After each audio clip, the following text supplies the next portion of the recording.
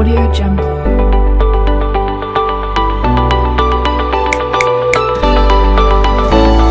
Audio Jungle.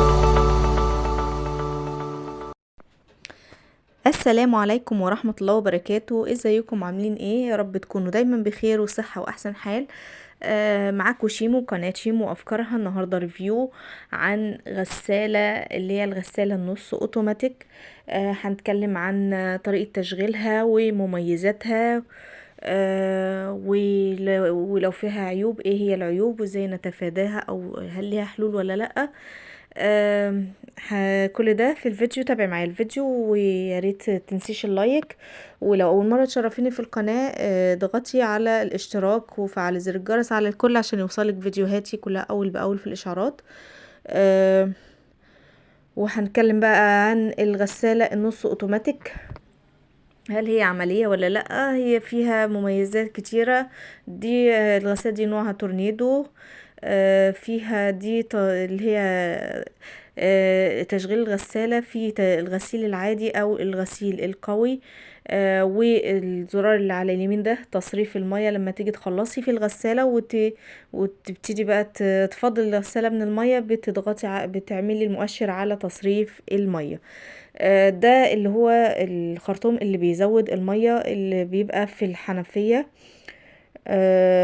وهنا هي بتبقى بروحين او بناحيتين.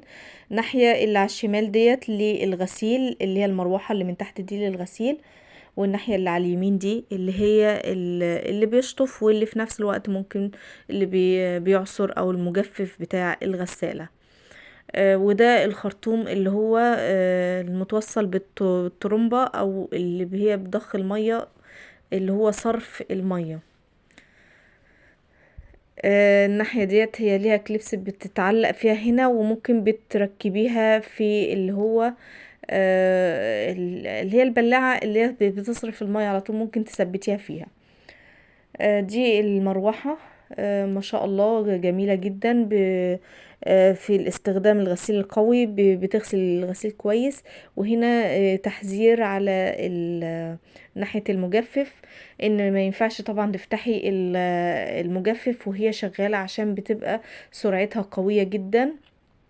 والتحذيرات اللي هي مكتوب عليها ديت كلها مهمة. اهم حاجة عندنا في مؤشر المجفف وقت اللي هو المؤقت بتاع المجفف. عندك هنا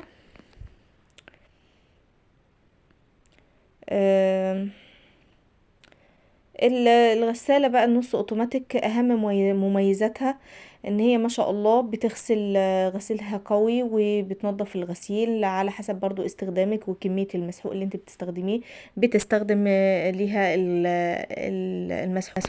المسحوق العادي او اي مسحوق عادي تقدري تستخدميه فيها.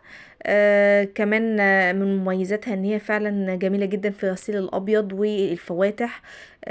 وفي التجفيف تجفيفها قوي جدا، بتبقى شبه ناشفة، يا دوبك حاجة بسيطة ممكن تطلعيها على المكوى. برضو من مميزاتها ان هي ما بتغيبش في الغسيل فترة كبيرة. انت بتقدري تتحكمي في وقت الغسيل، ربع ساعة نص ساعة زي ما انت عايزة، مش زي الغسالة الاوتوماتيك ممكن بتغيب وقت طويل في الغسيل.